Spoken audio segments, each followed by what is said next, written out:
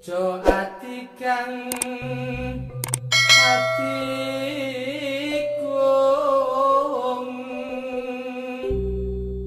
urip ngunduh woing pakarti.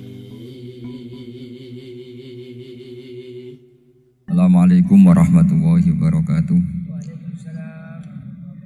Bismillahirrahmanirrahim. Tabarakalladzi nazzala al-furqana ala 'abdihi liyakuna lil 'alamin nadhira. Allahumma shalli wa sallim ala sayyidina Muhammadin wa ala alihi wa sahbihi ajmain. Amma ba'du. Yang sangat saya hormati Habib Hasan Toha Putra Al-Munawwar, Bapak Rektor, Bapak Direktur RSI, semua pengurus yayasan yang saya hormati, juga teman-teman baik yang putra maupun putri yang kami hormati. Ini ngaji bareng ya, terus ini bukan acara diskusi tapi acara apa? Saya mau ngaji tentang ayat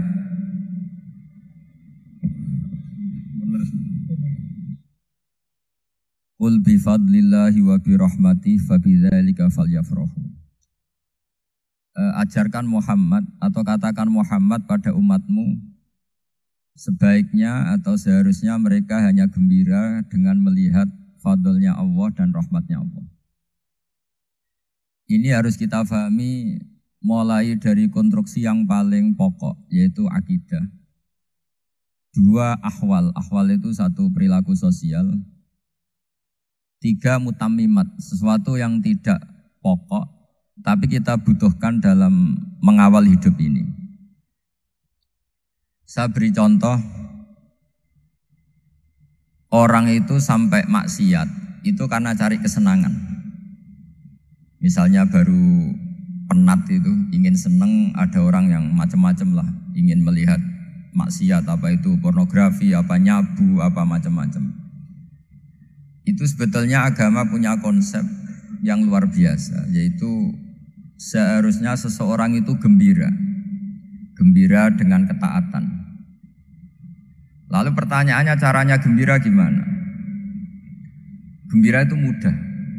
Jadi misalnya kamu sujud sama Allah Subhanahu wa taala. Terus cara berpikir begini, ini sekaligus ijazah. Cara berpikir begini. Ya Allah, ini kata Sayyidina Ali, kafani izzan an akuna laka abdan wa kafani fakhron an takuna li robban. Ya Allah, betapa sialnya saya andaikan saya jadi budak dari makhluk yang sama. Misalnya sampean itu seorang kiai atau rektor atau doktor atau orang terpelajar, kemudian kamu jadi budak atau hamba dari makhluk yang setara, betapa hinanya saya. Maka kata Sayyidina Ali, ya Allah, saya ini cukup bahagia, cukup bangga karena jadi budak, jadi hamba dari zat yang super atau yang maha super. Ini kok Allah Subhanahu wa ta'ala.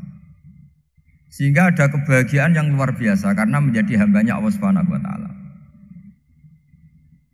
Setelah bangga dengan jadi hambanya Allah, maka kita akan malu. Malu misalnya kok saya bahagia itu nunggu melihat pornografi, melihat maksiat. Itu terus menjadi malu. Kenapa saya bisa didikte oleh hal-hal seremeh itu? Ya, kita malu karena didikte oleh hal-hal yang seremeh itu. Karena kita didikte oleh nafsu.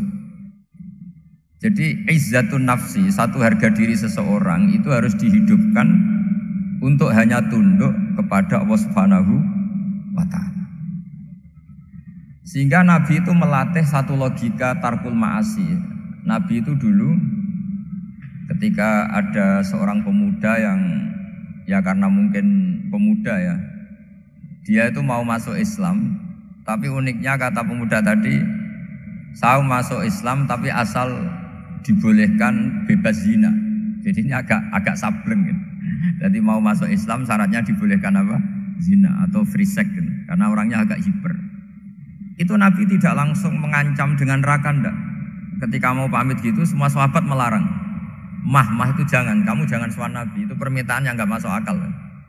Setelah lama ditahan terjadi kegaduhan di masjid, Nabi dengar itu ada apa itu? Itu ada pemuda yang mau masuk Islam tapi yasta'dzinuhu fi zina, tapi mereka minta izin Nabi untuk tetap boleh zina. Kata Nabi, pemuda itu suruh masuk, suruh menghadap saya. Ketika menghadap Nabi, saya ulang lagi, ketika menghadap Nabi, Nabi mengajarinya itu luar biasa. Nabi tidak langsung mengancam dengan neraka atau dengan azab tunda, tapi kata Nabi, atuhibbuhu li ummik. Kamu suka kalau ibu kamu itu jadi demenannya orang banyak? Oh enggak ya Nabi, yang demen ibu saya tak bacok kan. Karena ini ya agak preman, di mana-mana orang nakal agak preman. Terus atuhibbuhu li bintik. Kamu suka kalau putri kamu ya digitukan orang-orang? Oh ya enggak Nabi, yang gitukan putri saya tak bacok. Atuhibbuhu li kholatik. Kamu suka kalau bulik kamu digitukan? Atuhibbuhu li ammatik. Kamu suka kalau saudara bapak kamu digitukan? Nabi itu mengeset ya. Cara sekarang itu cuci otak mungkin. Nabi itu meluruskan otaknya anak muda itu. Betapa buruknya zina. Cara bahasa Arab ditakbih. Betapa buruknya zina. Kamu suka kalau korbannya ibu kamu, putri kamu, bude kamu, bulik kamu. Sehingga orang itu matur ya hasbuka ya Rasulullah, ini sudah cukup. Saya tidak pernah melihat sesuatu seburuk zina. Jadi fa'alqallahu fi qalbihi bughdha zina. Kemudian Allah meletakkan di hatinya, menanamkan benci zina. Sehingga akhirnya pemuda tadi menjadi iffah, menjadi menghindari zina. Artinya begini ya, ini mungkin yang lolos dari para kita sebagai dai, kita tidak belajar banyak tarbiyahnya Rasulullah Shallallahu Alaihi Wasallam. Jadi kalau kita benci maksiat itu jangan hanya ditahdzir, ditakutkan neraka, itu enggak. Jangan hanya itu, tapi di logika. Jadi kalau kita menghindari maksiat itu selain karena takut azab, itu ada logika, ada rangkaian pikiran yang menjadikan kita anti satu perbuatan apa maksiat. Jadi misalnya gini ya, kira-kira ginilah kalau contoh gampang itu. Ada orang gitu ya, nyanyi dengan pakaian yang mungkin pornografi gitu. Mungkin pemuda-pemuda ingin melihat itu, tapi bisa diobati gini. Kok enak ndekne mergawe kok tak bayari, aku kehilangan duit gitu. Meskipun dengan logika yang agak serampangan, yang penting menjadi kita ini punya harga diri untuk tidak tergantung hal-hal seperti itu. Sehingga Nabi itu cara menggambarkan tadi mulai atuhibbuhu li ummik. Kamu suka kalau ibu kamu jadi demenannya orang lain. Pemuda tadi bilang yang demen ibu saya mau saya bunuh. Ditambah lagi atuhibbuhu li bintik. Bagaimana kalau korbannya putri kamu, bulik kamu, bude kamu. Sehingga terus si pemuda tadi betapa buruknya zina, betapa murahnya zina. Akhirnya pemuda tadi alqawwa fi qalbi bughdha zina. Terus kemudian pemuda tadi itu sangat membenci dengan apa? Berzina. Nah, pikiran-pikiran seperti ini harus kita tanamkan. Harus kita tanamkan supaya orang itu benci melakukan maksiat. Karena satu memang takut sukhtuwah, takut dibendu Allah atau dibenci Allah. Dua, memang logika kita mengarahkan tidak maksiat. Nah ini yang terkait Unisula yang nangani kedokteran, nangani medis. Sesuatu yang dilarang Allah itu pasti madharat. Maka untuk melarang seseorang bergantung sama narkoba misalnya atau hal-hal yang bahaya pada fisik, itu satu tentu bagi ahlullah, tentu karena takut Allah. Tapi banyak masyarakat yang memang benar-benar bisa meninggalkan narkoba karena efek buruknya ganja. Bahwa itu mengakibatkan sakau, mengakibatkan tidak sadarkan diri, mengakibatkan kebangkrutan ekonomi macam-macam. Sehingga mereka benar-benar benci sama yang namanya narkoba. Jadi di antara manhajul Quran itu kalau mentakbih, memburuk-burukkan maksiat itu mesti dikritik innahu kana fahisyah. Innahu kana fahisyata wa maqta wa sa'a sabila. Innahu kana fahisyata wa sa'a sabila. Diulang beberapa kali. Sehingga dibutuhkan kecakapan untuk menganggap satu hal yang buruk itu fahisyah, sesuatu yang enggak rasional, sesuatu yang tidak positif. sesuatu yang pasti berdampak negatif. Sehingga kalau misalnya tadi dibacakan oleh qari kuntum khaira ummatin ukhrijat linnasi ta'muruna bil ma'ruf wa tanhauna 'anil munkar. Untuk berhenti dari kemungkaran itu satu takbihun litil kal mungkar atau litil kal mungkarat, bahwa mungkarat itu kita cap, kita stigmasi bahwa itu buruk sekali. Seperti Nabi mengajarkan pemuda tadi, masa kamu suka ibu kamu digitukin lelaki lain, putri kamu, bule kamu, bude kamu, sehingga orang ini pikirannya termindset betapa buruknya zina. Sama seperti kita sukses memindset betapa buruknya narkoba, betapa buruknya bahan-bahan terlarang. Begitu juga seterusnya, terus pengkhianat dan sebagainya. Tapi problem manusia adalah dia itu akan mencari kebahagiaan atau kesenangan sesaat. Maka caranya gimana? Keinginan senang lewat maksiat ini dilawan dengan nyaman dengan taat. Saya ulang lagi, nyaman dengan taat. Sehingga ulama dulu punya kalimatul munajat, artinya kalimat hubungan pribadi sama Allah yang menjadikan orang itu nyaman. Dan ini yang diajarkan kitab-kitab tasawuf. Kitab tasawuf itu sukses mengajarkan melihat alam raya ini semuanya nyaman, termasuk yang mengecewakan. Itu dianggap nyaman. Saya berkali-kali mengajarkan ilmu ini karena ini musalsal ila Rasulillah SAW. Itu pernah suatu saat Imam Ahmad itu dipanggil sama tetangganya, anak muda. Tentu Imam Ahmad ini orang yang sangat soleh, sangat waroi, sangat tunduk sama perintahnya Allah dan Rasul. Pemuda tadi manggil, ya Ahmad, datang ke rumah saya. Imam Ahmad datang. Setelah sampai ke pemuda tadi, sudah pulang lagi, saya tidak butuh kamu. Pulang lagi. Setelah sampai rumah dipanggil lagi, ya Ahmad, datang lagi. Datang lagi. Oh, saya tidak jadi butuh, pulang lagi. Sampai 3 kali. Dan itu perangai ekspresi Imam Ahmad itu atau ulama lain yang sesoleh beliau itu nyaman, indah. Beliau tetap senyum-senyum nyaman itu. Beliau tidak tersinggung, tidak terprovokasi, pokoknya tidak tersinggung, kelihatan nyaman. Lama-lama pemuda ini terus tanya, ya Ahmad, kamu saya perlakukan seperti ini kok tidak tersinggung? Kamu senyum-senyum saja, happy-happy saja. Jawabnya Imam Ahmad itu unik. Wahai pemuda, saya kamu panggil itu senang sekali. Karena kata Nabi, kalau kamu iman dengan Allah dan Rasul, maka hormatilah tetangga. Jadi saya senang. Karena nuruti perintah Allah untuk menghormati tetangga. Jadi tidak ada urusannya dengan kamu. Kagetnya kayak apa? Jadi dipanggil tetangga ya senang karena melakukan perintahnya Allah dan Rasul, yaitu ikramul jar, fal yukrim jaroh. Disuruh pulang, kamu ingin saya pulang, ya saya pulang. Disuruh datang, ya saya datang. Jadi saya tidak tersinggung, saya tidak ada urusan dengan kamu. Urusan saya dengan Allah Subhanahu wa Ta'ala. Itu kalau bapak-bapak istrinya ngomel terus sabar itu ya bagus. Saya tidak punya urusan. Kalau kamu terprovokasi oleh istri, berarti kamu didikte oleh makhluk. Masa seorang rektor didikte makhluk? Kan tidak keren. Apalagi seorang habib didikte makhluk, kan tidak keren. Yang bisa mendikte kita hanya Allah Subhanahu wa Ta'ala. Dan Allah mendikte kita, mengajarkan kita wa ashiruhunna bil ma'ruf fa in karihtumuhunna fa asa an takrahu shay'an wa yaj'alallahu fihi khairan katsira. Jadi cara melihat istri kita bawel gitu atau cerewet, alhamdulillah ini ada pahala tanpa modal, cukup sabar. Kalau istri kamu sedang mesra malah mintanya ke mall, malah biayanya tinggi. Murah mana dapat pahala dimarahin sama saat mesra minta ke mall? Milih yang pertama kan? Nah ya itu tidak usah modal itu. Ya gitu aja.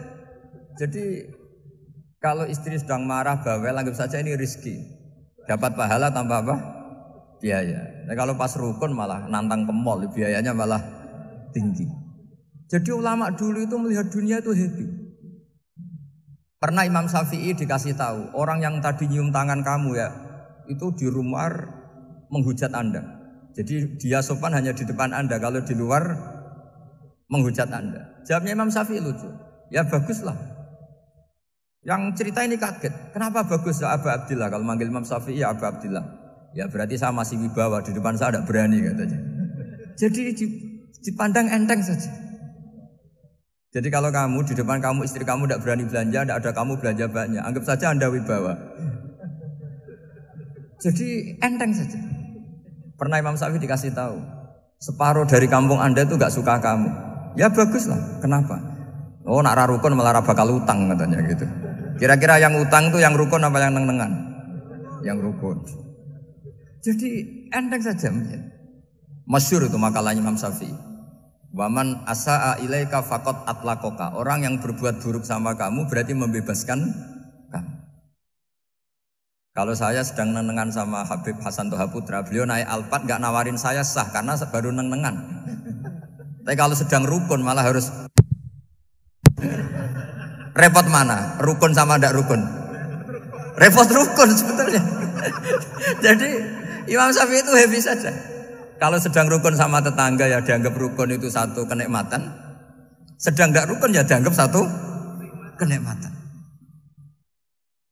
Jadi orang dulu itu serilek itu melihat dunia. Kalau kita kan enggak, ego. Wah saya ini suami kok dimarahin istri. Wah ini egonya bangkit. Padahal egonya bangkit itu ada kebodohan di situ. Yaitu seorang rektor didikte seorang istri, seorang makhluk. Apalagi kalau Anda daftar wali itu tidak akan jadi wali. Ini wali kok tunduk sama makhluk. Karena didikte apa? Makhluk. Maka Imam Ahmad ketika tetangganya bully gitu ya santai saja, beliau happy. Ketika pemuda tadi iskal janggal, kenapa kamu gak tersinggung ya Ahmad? Memangnya saya harus tersinggung gimana? Kan tak panggil tidak jadi, tak panggil tidak jadi. Hei pemuda, saya ini tidak punya urusan dengan kamu. Saya nuruti kamu karena perintahnya Allah. Saya senang melakukan perintah Allah, harus berbaik sama kamu. Sampai 3 kali. Jadi kebahagiaan ini pula yang harus kita latih dalam melakukan ketaatan. Tapi memang obsesi saya terbesar atau cita-cita saya terbesar memang setiap ngaji saya ingin orang mukmin semuanya itu bahagia. Dengan bahagia itu mereka tidak neko-neko ingin mencari kebahagiaan lewat jalur apa maksiat. Sehingga dalam konstitusi ulama yang ditulis di kitab-kitab usul fikih, dan itu kitab yang saya kaji, selalu saya kaji. Itu membela-bela sesuatu yang mubah itu sampai luar biasa. Karena melihat mubah itu misalnya Anda tidur itu berstatus mubah. Anda bermain catur berstatus mubah. Anda rileks sama teman jagongan semalam dengan teman rektor atau dosen atau yayasan itu melihatnya bukan mubah tapi tarkul maksiyah. Misalnya saya semalaman asik musamaroh itu jagongan malam sama Habib Toha Al-Munawwar. Itu Allah ngitungnya bukan, wah ini jagungan ngalor ngidul tidak penting tuh enggak. Malam itu bahak tidak ke dugem, tidak ke tempat maksiat. Sehingga ada ulama yang mengatakan mubah itu enggak ada. Saya ulang lagi, mubah itu enggak ada. Kan umumnya ulama bagikan wajib, ya kan, haram gitu. Terus diantaranya mubah, sunat, makruh. Ada ulama yang mengatakan mubah itu enggak ada. Kenapa logikanya begini? Itsma min mubahin illa wa yatahaqqaqu bihi tarku haramimma. Karena tidak ada mubah yang Anda lakukan kecuali saat itu pasti ditinggalkannya sebuah keharaman. Misalnya Anda sedang jagungan sama istri di luar, di rumah, asik di rumah semalaman. Mungkin bahas hal-hal yang ringan. Mungkin melihat sinetron atau apalah yang ringan. Tapi di situ terjadi Anda meninggalkan ke tempat-tempat maksiat. Sekarang ninggal maksiat itu wajib apa mubah? Wajib. Padahal Anda sedang melakukan mubah. Nah itu dicatat oleh Allah itu tarkul haram, meninggalkan keharaman. Jika masyhur dalam cerita wali-wali itu, Abu Yazid yang seperti itu ibadahnya pernah tanya, ya Allah lalu yang makomnya orang seperti saya siapa? Karena beliau semalaman ibadah terus. Sama Allah dijawab, ya yang tidur di pinggir kamu itu. Abu Yazid, loh kok bisa ya Allah? Dia kan tidur terus. Ya kan dia tidur berarti meninggalkan keharaman. Ngomong sing potongan tukang maksiat tuh apik turu apik melek kira-kira gitu. Apik turu. Timbang sama nak melek pola wis turu ae kira-kira gitu. Jadi enggak usah dipaksa tahajud, dipaksa qiyamul lail itu. Iya kalau qiyamul lail. Kalau dapat informasi, ke sini ikut saya, terus katut kan repot. Jadi perlawanan terhadap maksiat itu sebetulnya gampang dalam Islam karena tadi nggak ada sesuatu yang mubah kecuali saat dilakukan berakibat meninggalkan keharaman. Mudah sekali. Jika banyak orang jadi wali itu karena melakukan mubah. Itu ada orang jadi wali itu karena sering makan. Ya makan-makan biasa itu. Karena ketika makan, ya Allah, betapa doifnya saya. Katanya saya presiden, katanya saya rektor, saya kiai. Ternyata kalau nggak makan tuh lemes. Apa hebatnya makhluk yang bergantung makhluk yang lain, yaitu makanan. Nah karena seperti itu terus dia al-laja'illallah, terus dia sungkeman ning Allah. Betapa lemahnya saya. Sebab itu ketika Quran mengkritik dan dengan tanda kutip kemungkinan Tuhannya Isa bin Maryam, itu ngeritiknya sederhana Quran itu. Mal masih ibnu Maryam illar rasul qad khalas min qablihir rusul wa ummuhu siddiqah kana yaqulanit ta'am. Isa itu tidak Tuhan, wong dia makan. Kamu kebayang enggak misalnya punya Tuhan, wah tadi Tuhan mampir ke rumah saya, dia lemes. Setelah tak kasih makan sehat lagi gitu. Itu kan enggak kebayang gitu. Tapi Tuhan marung di rumah saya, lemes tak gratisin, kayaknya enggak punya uang gitu. Setelah makan wah gairah lagi. Kebayang enggak punya Tuhan seperti itu. Sehingga Quran kalau gojlok sederhana, karena yakulanit to'am. Sehingga wali-wali itu kalau makan itu sadar lemahnya dirinya, betapa dirinya tergantung makanan. Sesuatu yang tergantung itu artinya tidak hebat, tidak Tuhan. Jadi untuk menjadi wali, untuk menjadi dapat ridhonya Allah itu sebenarnya sederhana. Termasuk ada cara jadi wali yang agak kacau, tapi ini ya benar, asal niatnya benar. Misalnya Unisula besar, ya kurang besar lagi. Kita sudah punya uang, kurang banyak uang lagi. Itu Nabi Ayub, itu kan seorang nabi. Pernah diuji Allah, ini ada di Sahih Bukhari. Nanti kamu tanya, hadisnya Sahih enggak? Ini ada di Sahih Bukhari. Kadang orang kota itu aneh, enggak ahli hadis tapi tanya, Sahih enggak? Padahal andekan dibodoni Sahih, ya ngandel saja. Jadi kadang ya aneh. Oh enggak tahu kok tanya itu. Itu Nabi Ayub itu sudah kaya, pas itu sudah kaya. Bukan cerita yang masih miskin, memang sudah kaya.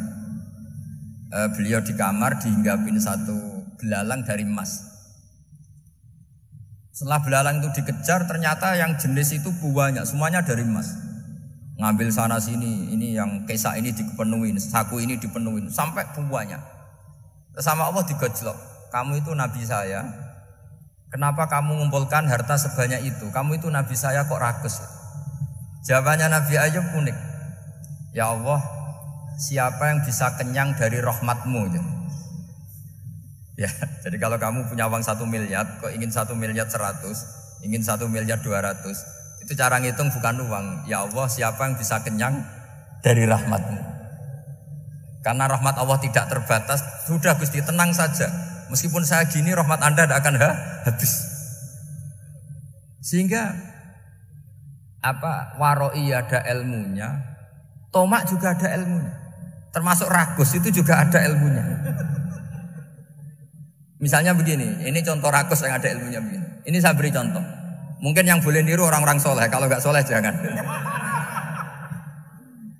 Imam Syafi'i ini cerita nyata. Imam Syafi'i itu dulu ketika ngaji masih muda itu nggak suka sama guru yang kaya.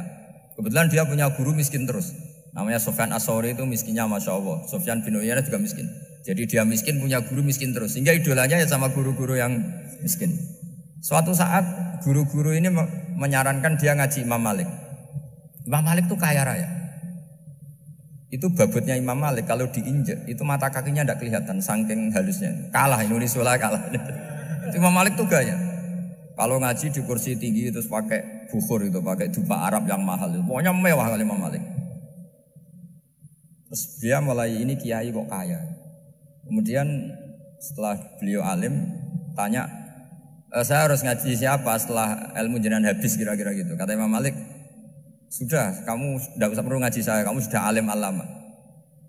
Terus Imam Malik datang ke Baki. Zaman itu Baki itu semacam kayak rentalan ya, semacam Grab lah kalau dulu. Mana kafilah yang mau ke Irak? Ya sudah terus. Oh kita mau ke Irak. Ini antar ke Muhammad bin Hasan As-Syaibani. Itu dibiayai sama Imam Malik. Grabnya ya dibayarin, itu kafilahnya itu ya dibayarin. Imam Syafi'i disangoni surrotan min dhahabin. Jadi satu kepes uang dikasihkan. Itu pernah tak hitung semurah-murahnya itu sekitar 60 juta. Imam Syafi'i mulai mikir, kiai yang saya kritik lomo, sing kiai miskin tak puji, gak pernah ngamal kan, tentu orang miskin gak ada. Setelah datang ke Muhammad bin Hasan Asy'ibani, beliau itu pakar usul fikih, muridnya Abu Hanifah. Beliau al-usuli, pakar usul fikih. Itu Muhammad bin Hasan Asy'ibani itu kalau ngitung emas, itu di ruang tamu. Uangnya miliatan, emasnya banyak. Dari kota ini dipindah ke kota ini, emas kalau ngitung di ruang tamu. Bukan di kamar, di ruang tamu. Imam Syafi'i tambah kaget. Imam Malik kayak gitu sudah soal, malah ini kaya raya. Setelah Imam Syafi'i kelihatan kaget, digojlok sama Muhammad bin Hasan Asy'ibani karena beliau senior. Ata'jabu min hadza, kamu aneh melihat ini? Iya. Kenapa? Ulama kok kaya raya. Terus kata Muhammad bin Hasan, ya sudah, uang ini tak kasihkan orang-orang fasik, binti gue demenan, gue nyabu, gue macam-macam. Oh jangan, nanti dipakai maksiat. Oh jenengan mawon sing suka. Semenjak itu Imam Syafi'i rubah mindset. Jadi kalau kampus ini ingin akreditasi A, ingin mulia, ingin apa, kamu ridho kalau yang punya prestasi seperti itu adalah orang-orang fasik. Ridho enggak? Enggak kan? Maka didoakan ini. Nah itu namanya berpikir secara usuli. Kamu jangan hanya nuruti karena berpikir waroi terus kamu benci kekayaan, benci pangkat, benci apa, enggak bisa seperti itu. Karena pangkat dan kekayaan ketika dikelola secara kesolehan maka akan menjadi energi positif yang luar biasa. Semenjak itu Muhammad bin Hasan Asy'ibani berhasil mendidik Imam Syafi'i.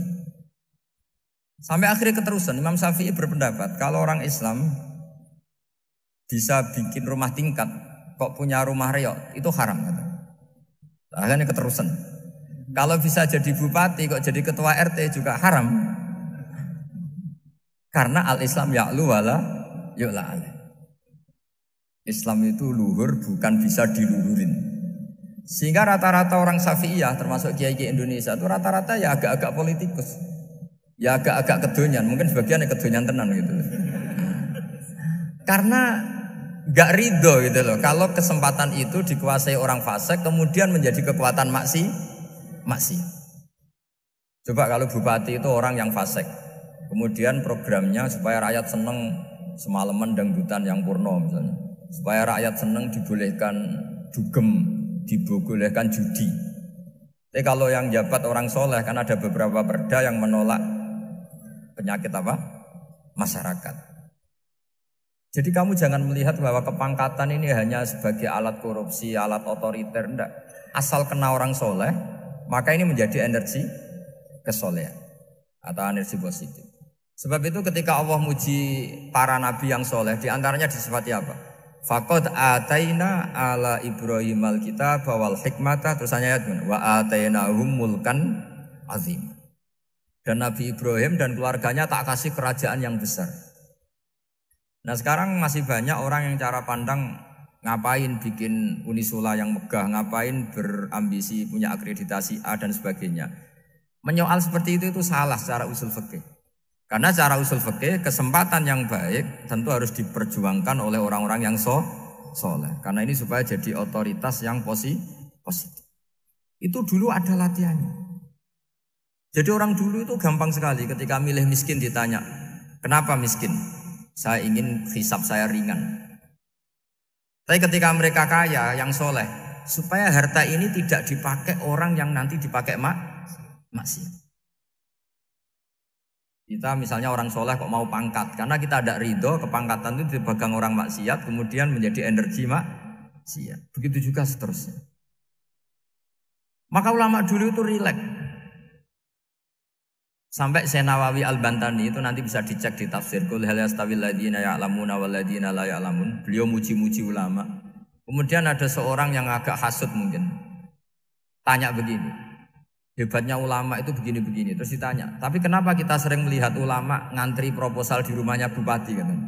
Sementara bupati enggak pernah datang ke ulama ngaji ihya. Jawabannya Syekh Nawawi itu unik. Ya karena ulama itu tahu gunanya uang, sehingga nyari uang untuk pondok, untuk masjid. Sementara bupatinya tidak tahu gunanya ilmu, maka tidak pernah ngaji. Gitu. Jadi ya ringan saja oleh. Jadi ya sudah seperti itu. Jadi kalau ada ulama kedonyan, anggap saja karena tahu gunanya uang.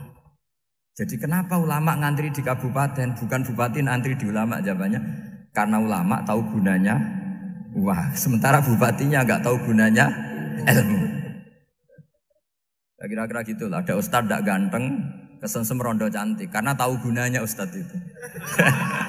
Artinya tahu gunanya kalau saya nikah nanti punya anak jadi gus, karena kan dia kiai gitu. Tapi rondone raro gunanya dia karena miskin gitu. Jadi ulama dulu itu rileks, menafsirkan apa saja itu rileks, termasuk saat terpojok itu rileks. Karena semuanya dianalisis pakai ilmu. Sehingga ciri utama wali itu apa? Ala inna awliya Allahi la khaufun alaihim walahum yahzanun. Enggak ada rasa takut, enggak ada rasa gampang. Karena melihat sesuatu itu gampang saja. Saya ulang lagi, melihat sesuatu itu gampang saja, ringan. Saya beri contoh ya betapa pentingnya mindset ya, cara berpikir. Orang itu menjadi kikir itu karena nganggap hidup itu lama dan uang itu penting. Kalau zaman Nabi itu sederhana kalau melihat hidup. Pernah suatu saat Nabi itu punya jatah makan. Karena Nabi itu hidupnya juga pas-pasan. Jadi Nabi itu unik. Beliau di satu sisi kaya raya, bisa ngurmat Abu Hurairah, Ammar, Suhaib. Ashabu Sufa itu dirawat Nabi semua. Itu kan kaya, bisa ngerawat sekian orang. Tapi di sisi yang lain untuk pribadinya beliau miskin. Kadang nggak bisa makan hari itu. Tapi di saat yang sama bisa merawat Ahlus Sufa. Jadi keliru kalau orang hanya cerita Nabi itu miskin, untuk makan dirinya aja susah. Itu keliru. Kelirunya kalau tidak diteruskan, tapi Nabi mampu menghidupi ahli suffah. Singkat cerita jatah makannya Nabi itu dikasihkan orang ketika Nabi tanya, ya Aisyah, makanan jatah saya di mana? Oh ya Rasulullah, tadi ada orang minta tak kasihkan, maka makanan itu habis. Apa kata Nabi? Kamu salah Aisyah. Yang kamu kasihkan itu justru yang masih. Ya yang kamu kasihkan itu justru yang masih. Sehingga Nabi menganggap, makanya Nabi terus ngendikan. Ya kalau mukhatabnya lelaki ya kira-kira begini. Wa hal laka min malika illa ma akalta fa'afnaita wa labista fa'ablaita. Terus hanya wa tasaddaqta fa'abqaita kata Nabi. Harta kamu ya kamu makan kemudian ke WC jadi kotoran atau punya pakaian mewah nanti rusak. Wa tasaddaqta fa'abqaita. Ada yang kamu sedekahkan yaitu yang abadi sampai akhir. Sehingga banyak pengusaha yang mencintai saya setelah tak ajari hadis itu, misalnya punya uang 1 miliar karena dia spekulan atau pedagang rawan bangkrut, disedekahkan ke masjid 50 juta, yaitu yang abadi. Jadi kalau suatu saat bangkrut, dia masih punya uang 50 juta di akhirat. Jadi Nabi itu mengajari sedekah itu apa? Ya sedekah itu pengabadian uang. Kalau kita kan enggak, bilang sedekah itu nguras uang. Itu pikirannya setan dan pikirannya orang Islam. Itu cara berpikir setan, bukan cara berpikir umat apa. Sehingga Sayyid Ali Zainal Abidin itu kalau ada orang minta, kemudian beliau ngasih, itu beliau bilang gini, marhaban biman hamala zati ilal akhirah. Matur nuwun nggih jenengan sing beto sangu kula nate. Jadi dianggap teller saja. Orang yang minta uang beliau itu dianggap tukang nyatet bank ini. Karena sudah ditabungkan, ya sudah. Kalau kita kan enggak, wah pengemis itu ganggu gini-gini. Kecuali pengemis profesi ya mungkin kita agak-agak enak. Pada zaman akhir itu ada pengemis apa? Profesi, jadi repot. Terus tak beri contoh lagi kebahagiaan ketika kita milih Islam moderat. Islam kita diajarkan guru-guru kita, utamanya oleh guru kita Mbah Maimun. Saya juga sering ketemu beberapa ulama dunia termasuk Habib Umar. Saya juga ikut sowan ke sini pas beliau sama Habib ini Hasan Toha Putra di sini sama orang-orang moderat. Itu cara berpikir juga luar biasa indah. Beliau pernah cerita ya, beberapa ulama lah, banyak yang cerita itu. Saya pernah diceritani seorang alim ketika ada orang ekstremis itu mau ngebom di tempat maksiat. Kebetulan yang maksiat itu kebanyakan ya orang Islam. Karena di negara yang mayoritas Islam. Ditanya sama Syekh Sa'rawi. Syekh Sa'rawi itu mufassir top di mana? Mesir. Ini mau tak habisin karena mereka orang Islam kok maksiat terus. Terus ditanya sama Imam Sa'rawi, laumatu ala khini ma'asihim aina masiruhum. Kalau mereka mati dalam keadaan maksiat, mereka kemana? Ya ilan nar, mereka pasti masuk neraka. Terus ditanya sama Imam Sa'rawi, wahal masiruhum ilan nar muradun nabi amlah. Punya umat maksiat kemudian mati masuk neraka, itu yang diinginkan Nabi apa enggak? Ya tidak aja. Ya sudah, enggak usah dibom, ditunggu tobatnya kata. Karena kalau mati dalam keadaan itu ke neraka dan itu tidak yang diinginkan Rasulullah Sallallahu Alaihi Wasallam. Terus ekstremis ini menjadi tobat, tidak berpikir ekstremis pasti. Jadi orang itu harus berpikir mindset yang baik. Meskipun kadang berpikir baik itu ya agak-agak kacau. Ada seorang wali majdub itu kalau berdoa agak kacau, tapi nggak bisa dibantah. Masyhur itu doa itu. Ini sekaligus ijazah, tapi kalau sebelum wali nggak boleh. Itu datang ke makamnya Rasulullah SAW. Terus doanya itu begini, ya Allah sekarang terserah engkau. Ya Allah sekarang terserah engkau. Jika saya kamu jadikan orang soleh, jika saya engkau jadikan orang soleh, maka surra habibuk, maka kekasihmu ini senang. Yang susah musuhmu yaitu setan. Tapi kalau engkau menjadikan saya orang fasik, maka yang susah kekasihmu, yang senang musuhmu. Jangan punya dua pilihan itu. Wah itu kan doa tapi kayak teror itu. Ya jadi berdoa di Raudhah. Wah itu pasti mandi itu karena agak-agak maksa Tuhan itu. Ya Allah engkau punya dua pilihan. Jika saya jadi orang soleh, maka kekasihmu ini senang. Musuhmu yang susah yaitu setan. Tapi jika saya jadi orang fasik, maka musuhmu yang senang, kekasihmu yang susah. Mohon terserah jenengan, mau menyenangkan kekasihmu, apa menyenangkan musuhmu? Gitu. Kira-kira gimana? Kalau tertarik boleh doa itu dipraktekkan. Tapi kayaknya kalau copy paste itu gak keren, apa? Jadi dulu orang itu muamalah sama Allah dan Rasul itu rileks. Rileks itu nyaman karena ya tadi qul bi fadlillah wa bi rahmati fa bidzalika falyafrahu. Sehingga Imam Izzuddin bin Abdissalam itu ngendikan innal ladzina yarmunal muhsanatil ghafilat. Di antara kebaikannya ibu-ibu atau mbak-mbak ini harus berstatus ghafilat. Perempuan-perempuan pelupa. Ghafilat itu pelupa. Pelupa dari kenikmatan maksiat sehingga mereka dengan taat.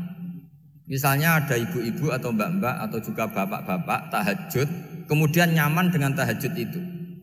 Kira-kira terbersit enggak ingin maksiat? Enggak kan, karena sudah nyaman dengan tahajud, dengan taat. Maka dibutuhkan kenyamanan dalam beribadah. Sebab itu ala bizikrillahi tatmainnul qulub. Makanya saya termasuk kiai yang setiap ngaji itu happy, seneng. Karena ini untuk kampanye. Senang dengan ngaji, dengan taat itu sudah luar biasa. Kayak apa kalau mereka senangnya kalau nunggu melakukan maksiat. Jadi termasuk bentuk perlawanan kita terhadap maksiat adalah usahakan kamu itu bahagia, senang dengan taat. Istiqnas billah, mu'anasah billah, farah billah, itmi'nan tumakninah billah. Sehingga ini mencukupkan kita tidak berkebutuhan maksiat. Meskipun kita ya manusia, pasti suatu saat atau sudah pernah maksiat. Serasa diceritakno lah, itu mesti gitu. Lah orang-orang dulu itu orang yang sukses mengelola bahagia ma Allah wa billah walillah. Sehingga wali-wali dulu itu jadi wali itu tidak mesti karena ibadahnya banyak itu enggak. Mereka orang yang ibadahnya itu biasa. Biasa-biasa sekali. Ulama-ulama dulu ibadahnya biasa sekali. Tapi qulubuhum ma Allah, hatinya itu ma Allah. Itu ada seorang wali itu jadi wali, Umar bin Abdul Aziz yang dikenal Khamisul Khulafa. Khamisul Khulafa. Di luar Khulafa Ar-Rasyidin 4, di antara yang soleh adalah siapa? Umar bin Abdul Aziz. Itu ketika mau meninggal, itu senangnya bukan main. Itu semuanya nangis, beliau senang. Terus tanya, kenapa kamu senang? Memangnya saya kalau mati itu kemana aja? Ila khairi madhubin ilah, ke zat terbaik. Timbang urip mbek kowe bolet atau mbek arhamur rahimin gitu. Yaitu Allah Subhanahu wa taala. Jalaluddin Ar-Rumi ketika mau meninggal itu muridnya nangis semua, beliau marah. kamu harusnya pesta karena saya mau ketemu kekasih saya, malah kamu tangisi. Goblok sekali kamu katanya. Jadi orang-orang dulu itu luar biasa. Karena tadi mereka tidak ingin ketemu Allah itu dianggap problem. Harus sesuatu yang membahagiakan. Makanya wali-wali itu kalau berdoa begini. Wa khairu ayyami yauman alqa kafih, dan jadikan hari terbaikku adalah hari ketika saya ketemu engkau ya Allah. Pernah dengar doa itu? Wa khairu ayyami yauman alqa kafih, dan hari terbaikku adalah hari saat ketemu engkau. Aman kan enggak? Sampai mati ku wedi. Saya tidak tahu wedi dosa apa wedi Israel apa wedi malaikat siapa? Mungkar nakir. Sebenarnya tidak perlu seperti itu. Karena cara pandang Nabi itu ini bisa dipraktekkan. Kalau kamu orang baik, mati artinya apa? Ya baik. Karena husnul khotimah. Kalau kamu orang yang buruk, itu kata Nabi, anggap saja mati itu akhir dari keburukan kamu. Nak kowe urip terus malah maksiat terus. Maka Nabi itu kalau ngajari kita berdoa gini, Allahumma ij'alil hayata ziyadatan li fi kulli khairin wal mauta rohatan li min kulli syarri. Ya Allah, kalau saya hidup ya anggap saja ziyadah fi kulli khairin, berpotensi nambahi kebaikan. Kalau saya mati anggap saja ini akhir dari segala keburukan. Maka saya berkali-kali guyon. Makanya tradisi ulama-ulama NU, ulama-ulama pesantren, ya ada hanya NU, pokoknya ulama-ulama alim. Itu kalau ada orang mati, orang nakal gitu mati, ini saya gitu. Itu hadirin mesti gak terima. Wah, api enang itu wong wakal. Tapi dipaksa sama kiainya, saya gitu. Lama-lama dipaksa. Saya gitu. Padahal yang ngatine kiai, wis ra iso maksiat meneh, wis saya gitu. Karena dengan mati berarti saya sudah tidak bisa maksiat lagi. Jadi Nabi melihat hidup dan mati itu segampang itu. Kalau al-hayata ziyadatan li fi kulli khairin wal mauta rohatan li min kulli syarr. Coba kita ke depan itu kan ada potensi zina, potensi korupsi, potensi maksiat. Yang bisa menghentikan potensi itu apa coba? Mati ya, udah pinter dia. Sudah maju berarti. Berani mati. Berani. Tapi jangan di sini ngel-ngelo panitia nanti. Artinya yang selama ini kita risau dengan kematian, dengan apa? Nabi ngajari kita tadi. Allahumma ij'alil hayata ziyadatan li fi kulli khairin wal mauta rohatan li min kulli syarr. Ya Allah, jadikan hidup ini sebagai bekal menambah kebaikan, dan suatu saat kalau saya mati, semoga itu akhir dari segala keburukan. Jadi artinya Nabi itu ngajari kita itu positif terus. Sama seperti ulamanya tadi. Nak lagi rukun mbek tonggo ya sanggep ae kanca keapian. Nak nenengan ben ra utang ngoten. Dadi pokoke penak terus itu. Nak bojo lagi ngamuk alhamdulillah gak ngajak blonjo. Nak pas rukun ya alhamdulillah kok lagi rukun. Jadi gampang semua. Makanya ada seorang alim itu ngendikan begini, ada yang tanya. Saya tuh dulu ketika kaya, teman saya sering main ke saya. Setelah saya miskin gak ada teman-teman yang ke saya. Dikira si Habib ini kebetulan orangnya Habib itu mendukung keluhan dia. Ternyata enggak. Si orang alim itu bilang gini, malah bagus toh gitu. Kowe wis melarat buruhe wong. Ya sudah kamu miskin buruhnya orang lain. Misalnya tukang manol di pasar atau tukang becak. Kemudian teman-teman kamu datang, malah kamu malu tuh jadi tontonan. Bagus kalau mereka lupa, pas kamu miskin enggak ada yang lihat katanya. Jadi apa ya, dianggap enteng saja gitu. Akhirnya orang ini gak jadi ngeluh. Selama ini kan kita ngeluh ya, ketika miskin teman-teman gak datang. Coba kalau mereka datang pas kamu buruh bikin foto di orang lain. Mantan bos buruh, malu gak? Milih datang apa enggak? Enggak lah, sudah bener itu. Jadi ulama dulu itu makanya sering baca biar tahu solusi hidup. Jadi ulama dulu tuh gampang sekali melihat kehidupan itu. Gampang sekali, indah, gampang. Sekarang tuh enggak. Orang itu cara berpikir nuruti nafsu, itu yang bahaya. Makanya Quran ngeritik ara'aita man ittakhadha ilahahu hawa. Orang yang cara berpikir itu nuruti hawa nafsu. Kalau zaman Nabi, zaman sahabat, zaman ulama itu enggak seperti itu. Sehingga cara berpikir itu mudah. Makanya kata Nabi, absyiru ya ma'syarul muslimin kata. Kamu harus senang ya ma'syarul muslimin. Allah sekarang buka pintu langit yang sebelumnya enggak pernah dibuka. Dan Allah yubahi bikum malaikatah, dan Allah membanggakan kamu kepada para malaikatnya. Kenapa? Umatnya Muhammad, umatnya Rasulullah Muhammad SAW, itu kalau sampean kepengen mati setiap saat itu baik, itu resepnya gampang kata Nabi. Addu faridotan wantadzoru ukhra. Jadi Allah memberitahu, ya Muhammad, umatmu ini luar biasa. Jadi misalnya tadi kita sholat subuh, ditanya, Bahak kamu sekarang ngapain? Nunggu sholat duhur ya. Setelah sholat duhur ditanya lagi nunggu apa asar. Sehingga faman kanat hijratuhu ila Allah wa rasulih fa hijratuhu ila Allah. Jadi kalau ya sudah ini tak ijazahkan. Kalau setelah sholat subuh nunggu apa? Duhur. Setelah duhur nunggu. Sehingga ketika kita mati itu statusnya penunggu sholat. Tapi kamu kan enggak miskin. Kenapa? Penunggu kaya. Ya itu enggak masuk surga itu. Penunggu kemapanan. Berarti kan menunggu sesuatu yang seleranya nafsu. Beda kalau penunggu sholat. Berarti kamu di dunia menunggu ritual ibadah. Maka di antara ijazahnya Nabi apa? Addu faridotan wantadzoru ukhra. Melakukan satu fardu. Kemudian kita menunggu tugas berikutnya. Jadi niati saja setelah subuh nunggu apa? Duhur. Setelah duhur, meskipun kita di perapatan, apa? Nunggu asar. Tapi ya asar betul, jangan nunggu tok pas asar ndak. Jadi sebetulnya umat ini gampang sekali. Jadi di antara kebanggaan Allah, yubahi itu Allah bangga dengan malaikatnya adalah umat ini adalah addu faridotan wantadzoru ukhra, melakukan satu fardu kemudian menunggu fardu yang lain. Dari mengkhidmati kampus, ingin mengkhidmati masyarakat, dari satu masyarakat lokal Semarang menjadi sampai sekarang sampai Banjarmasin, Unisula mau bikin kampus di sana terus gitu. Dari satu tugas ke tugas yang lain. Makanya Islam diajarkan setelah satu tugas selesai, faida faruh tafan sok. Jadi sehingga hidup kita itu dinamis.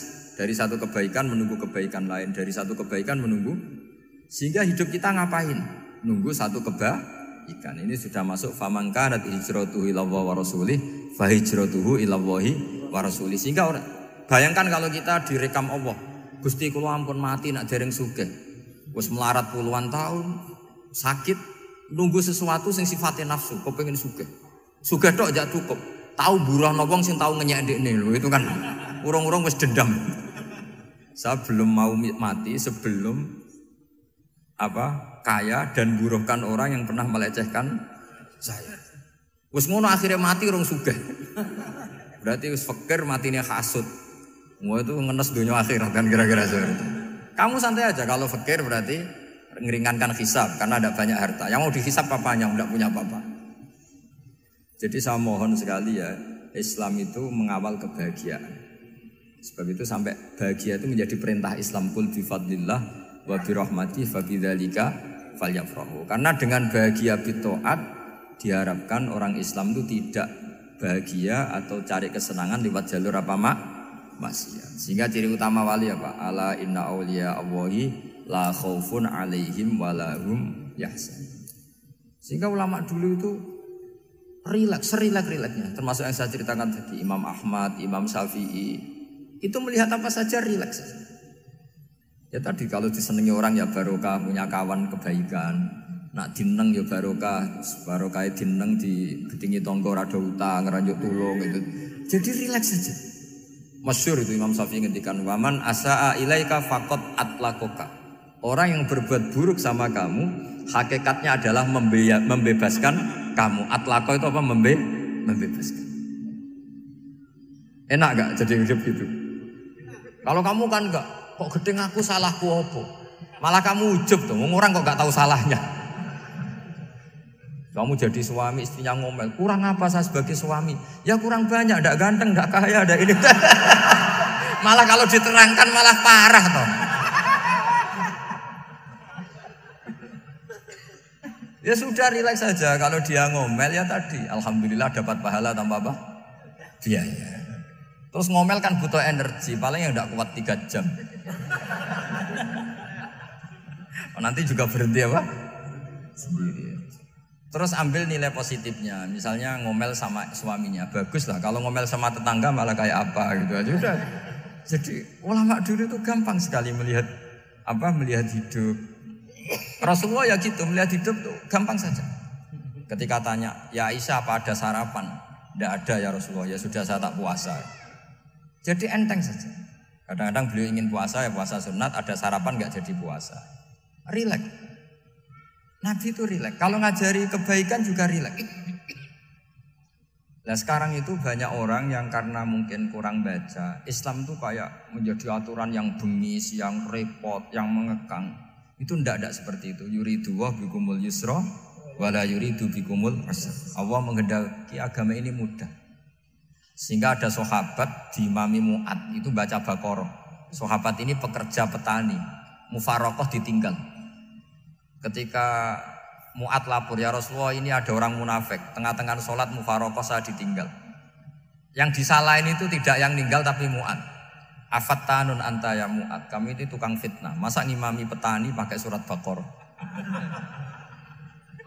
Jadi yang disalahkan ini imamnya. Kalau kamu jadi imam, sholatnya ya yang cepat. Makanya terus banyak orang kecepetan karena tadi. Jadi Nabi itu enteng sekali. Jadi apa ya, Nabi itu beda dengan yang kita bayangkan beda. Nabi pernah ngaji di masjid, kemudian ada tetangga lewat pakai cangkul ke kebun. Semua sahabat gerutu. Ini orang tidak benar, ada Nabi ngaji ditinggal saja ke kebun, tidak ikut ngaji. Jawabannya Nabi tidak, itu bagus, itu ikut sunnah saya. Kenapa ya Rasulullah? Dia kerja nyari halal. Dan untuk menghidupi keluarganya itu juga ajaran saya. Sehingga yang ngaji ya ajarannya Nabi, yang enggak ngaji karena kerja mencukupi keluarga juga ajarannya Nabi. Segampang itu. Oh, kalau kayaknya kamu kan, wes roh akhlak kan gitu. Nabi rileks saja nggak gini. Sampai bisa lihat itu di Ihya, di bab Fadhailul Kasbi.